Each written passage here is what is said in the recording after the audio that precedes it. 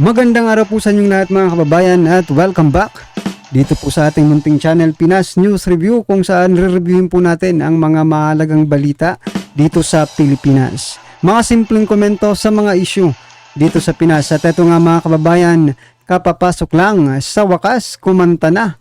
Marcelino Escalada, Pres Marcos if Elisa, sinampal ng ebidensya. Nako, yan po mga kababayan, no? Sa kabila po ito ng statement ni PBBM mga kababayan, na kung saan sinabi niya po na wala pong nagawa ang administrasyon ni dating Pangulong Duterte at Pinoy. O isa kay Pinoy, posible pang walang nagawa. Pero sa panahon po ni PRRD mga kababayan, may nagawa naman siguro dito sa rehabilitation ng Yolanda, no? Ito mga kababayan, pakinggan po muna natin itong statement ni PBBM para malaman po natin kung ano ba talaga yung exact word na sinabi niya. Ito po. That's still that with all those rehabilitation, we only really started 2 years ago because nothing was done in the previous administration. Nothing was done in the administration before that. President. So yan mga kababayan, nothing was done, no? Has done na ba yan? Basta walang nagawa yung nauna previous, no? Previous administration ni at saka yung nauna pa daw na administrasyon. Ibig sabihin yung administrasyon ni Noy at saka ni PRRD ay walang nagawa dito sa Yolanda mga kababayan. Talaga ba? So yan mga karibin natin, eto ang patunay na mayroon talagang nagawa, no? Si PRRD, no? Dito sa rehabilitation ng Yolanda dito sa Tacloban City mga kababayan. Nagsalita na po ang General Manager ng National Housing Authority mga kababayan noong panahon po ni PRRD. At ito po ang kanyang sinabi na talaga namang sampal po ito. Tumataliwas doon po sa sinasabi ni PBBM na walang ginawa itong nakaraang administrasyon, no, sa pagre-rehabilitate ng Tacloban City mga kababayan. So ito, panoorin po natin. Pero bago po ang lahat, kung bago ka pa lang at di pa po napag-subscribe sa ating munting channel, please don't forget to subscribe at i-click na rin po ang bell notification para updated ka po sa lahat ng ina-uploads nating reaction video. At ito na nga mga kababayan, sama-sama at sabay-sabay po natin pakinggan, panoorin at bigyan ng komento ang video ito. Ito na po. Pag-uusapan natin ngayon, ito po, no? Maling bulong ang dumating o nasagap ng ating Pangulong Marcos dahil po dito sa sinabi niya na wala raw po nagawa ang dating Pangulo tungkol po sa Yolanda Rehabilitation. Finally, nagsalita na po yung dating NHA chief, no? Kasi alam niyo naman, pag sinabi pong Yolanda Rehabilitation, involved po dyan yung pabahay, di po ba? So, ito po ay reaksyon ng dating NHA chief. NHA po to nung panahon ni Pangulong Duterte. Walang iba si Marcelino Escalada. Dito po siya nag-react sa sinabi ni Pangulong Marcos. Hindi po talaga tayo nakapag-fully recover sa Yolanda. We only really started 2 years ago because nothing was done in the previous administration. No? Nothing was done in that administration before that. So dalawa po, no? Dalawa pong administrasyon yung wala daw ginawa dito sa Yolanda. So sabi po nito ng NHA chief, no? Yung nasagap na bulong ni PBBM, no? Yun ang problema. Mali ang nasagap na bulong. Dahil ang katotohanan po, upon the leadership of former President Mayor Rody Duterte, umabot tayo ng more or less 160,000 ang ating naipatayo. So ilan po yung target na maipatayo, no? Ang target po na So yan mga kababayan, pinasinungalingan na po, no? Ng dating National Housing Authority Chief or General Manager na si Escalada mga kababayan. Yung sinasabi ni PBBM na walang ginawa ang administrasyon ni dating Pangulong Duterte dyan po sa pagpapatayo ng mga pabahay dyan sa Tacloban City. So ano ba? sarili nating presidente naglalabas ng fake news? Ganun ba ang ibig sabihin nun, mga kababayan? Ayan, yan base po dito sa ating nakuhang video. Kasi siya naman talaga yung nagsalita, di ba? Hindi naman ako yung nagsabi, siya naman po, di ba? O ano, fake news na ba ang presidente ng Pilipinas? Yan ay nagtatanong lang po at opinion lang po natin ito, mga kababayan. Hindi ba dapat will inform? Ayan hindi naman tayo nagtatalin-talinuhan. Well, anyway, sila naman ang nagbigay ng mga datang ito, di ba? Oh, mali di umano ang bulong kay PBBM. Or, eto lang kasi papalapit na po ang eleksyon. Or sinisiraan lang talaga nila ang mga Duterte, mga kababayan. No? Sana naman po kung maninira kayo, gawin nyo namang makatotohanan, no? Ito na lang ang tanong. Kasi si PRRD wala namang pangakong pabahay, di ba? Pero nagbigay ng mga pabahay. O sino po ba ang may pangakong pabahay? 1 milyon sa bawat taon. Tama ba, mga kababayan? Correct me if I'm wrong, mga karibin natin Pangako kasi yan ng tumakbong presidente at nanalo naman po sa awa ng Diyos, mga karibin natin. Ano na po ba ang update, no? Diyan sa 1 million na pabahay every year. Every year ba? O, correct me if I'm wrong na lang, mga kababayan, O, di ba sila? Nasaan po? O yan, bumabalik tuloy sa inyo O, eto, panoorin natin at pakinggan po natin kung paano ba talaga nangyari. Na may patayo ay around 205. So mga 30,000 na lang ang natitira. No? Ayan. 30,000 na lang po yung natitira. At ang kaganda, ayan, 205,000. So 160,000, around 30,000 na lang daw po yung pinagawa ni PBBM o pinapagawa ni PBBM. So ang layo po, no? Kaya yung nagbulong po kay PBBM, mali, no? Yan yung problema sa mga bulong-bulong. At saka imposible po. Hindi lang po yung nagbulong ang mali. Kasi alam po ni PBBM. Pinupuri niya noong 2017, mahirap po yun. No? Mahirap. Ayan, kaya po natin muling tinalakay ito. O 40,000.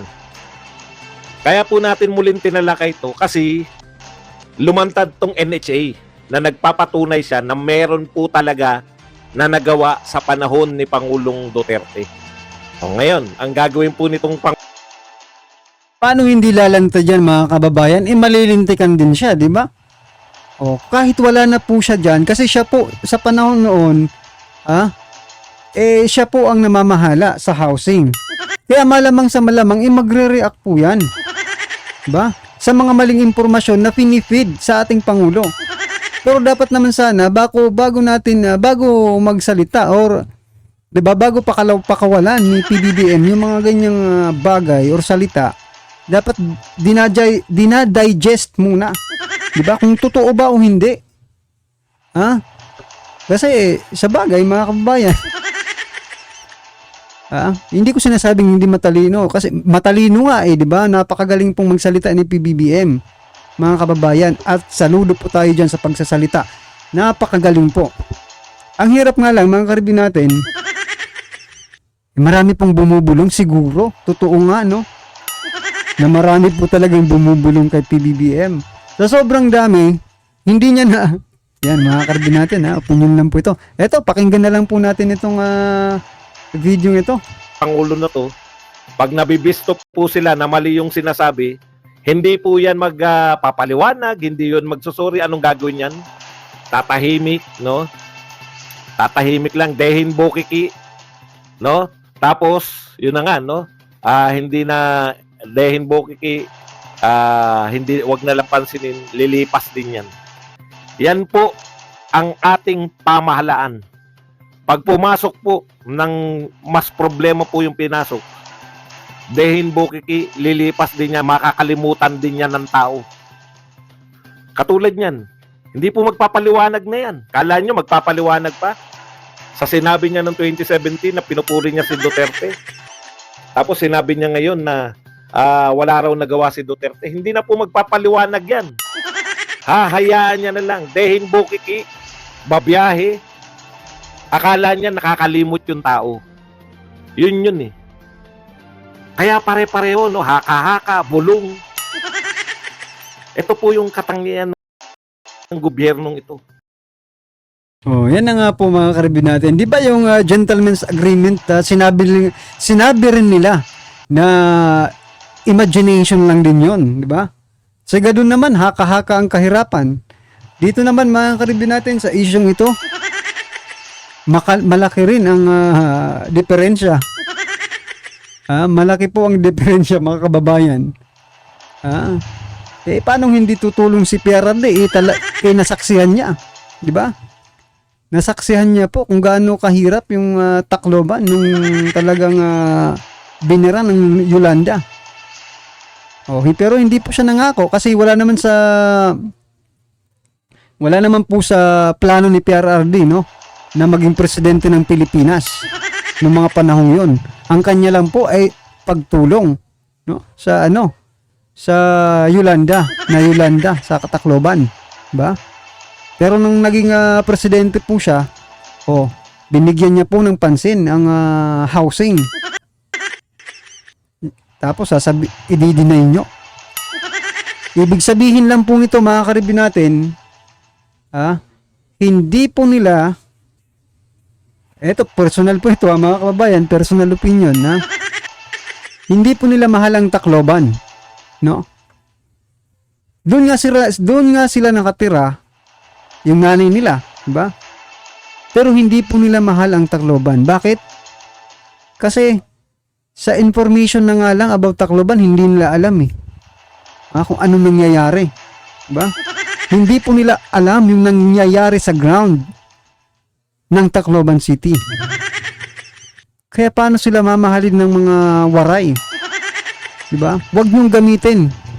Ito lang ginagamit kasi ni Gadon Huwag niyong gamitin sa inyong pangangampanya.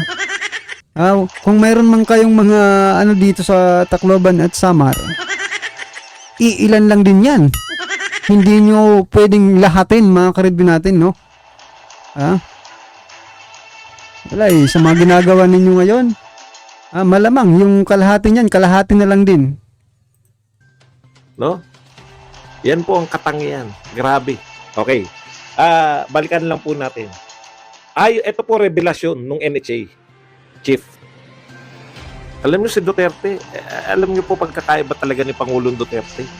Hindi po niya siniraan si Pinoy. Wala lang talagang may pagmalaki si Pinoy. Wala lang talagang may pagmalaki yung mga dilawan.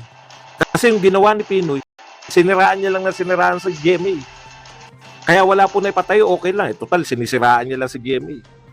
Si Duterte po, nire-recognize niya. Ito, nagsimula kay Pinoy. Pero ang pagkakaiba po, nung pinatayo po yan ni Pinoy, ang balak, singilin ng mga tao. Ang pagkakaiba po ni Duterte, nung umupo po siya, ano sabi ni Pangulong Duterte? Ang sabi niya, galing na nga sa trahedya, sisingilin pa natin. Nilibre niya po. So, yun po, no? Libre po yun. Ewan lang natin ngayon. Pero libre po yun. Pasensya na kayo talaga. Baka yun ang plano mga kababayan, O sabihin natin na wala silang ginawa para magpatayo ulit tayo, sirain nyo yan lahat, no? Magpatayo ulit tayo tapos parentahan natin sa kanila, rent to own. Negosyo na po nila. Ganun siguro ang plano. Yan ay opinion lang wala tayong anong source dyan, pero opinion lang po yan mga kababayan, no? Kaya po ba mga karibin natin, naniniwala po ba kayo na wala talagang nagawa si PRRD dyan sa Tacloban City nung mga panahon ng Yolanda at nung naupo siyang presidente?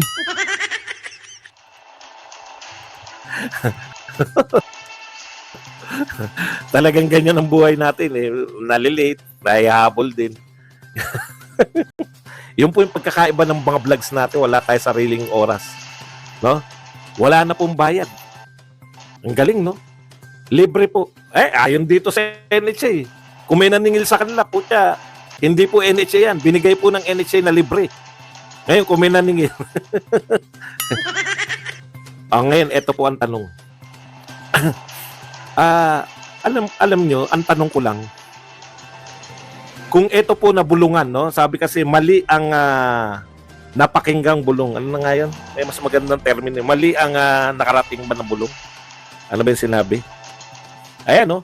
Pero sa Duterte, government, dapat libre mga pabahay dahil walang-wala nga mga biktima ng Bagyong Yolanda. So, walang binayaran yung mga tao, awardees natin in the Yolanda Housing Project. Ano po yung sinasabi ni Pangulong Marcos na walang ginawa nung panahon ni Pangulong Duterte? Ayan po.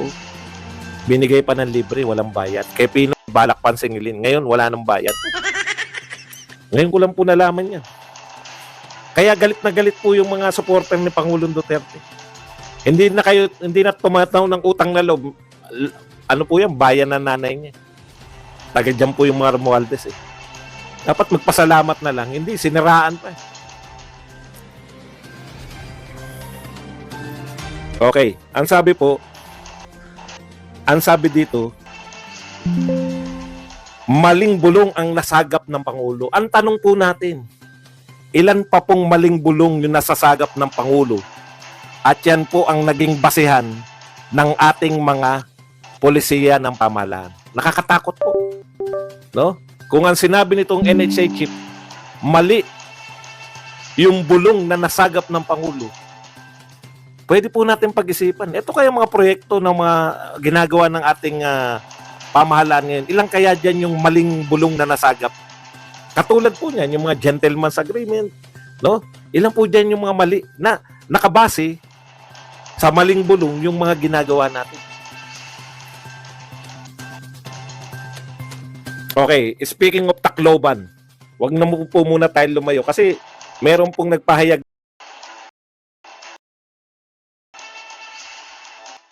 So yan mga kababayan, ano pong inyong reaksyon, komento dito sa ibinulgar no ng dating National Housing Authority chief no na si Escalada, mga kababayan. Yan, pinasinungalingan niya po yung sinasabi ni PBBM na walang nagawa ang previous administration pagdating po sa pabahay no ng Tacloban City about dyan sa Yolanda, mga kababayan. So i-comment na lang po sa baba para at least alam po ng ating mga kababayan no ang inyong opinion, mga karibin natin, alright? Kung bago ka pa lang at di pa po napag-subscribe sa ating munting channel, please don't forget to subscribe at i-click na rin po ang bell notification para updated po kayo sa lahat ng ina-uploads nating reaction video. Maraming salamat po.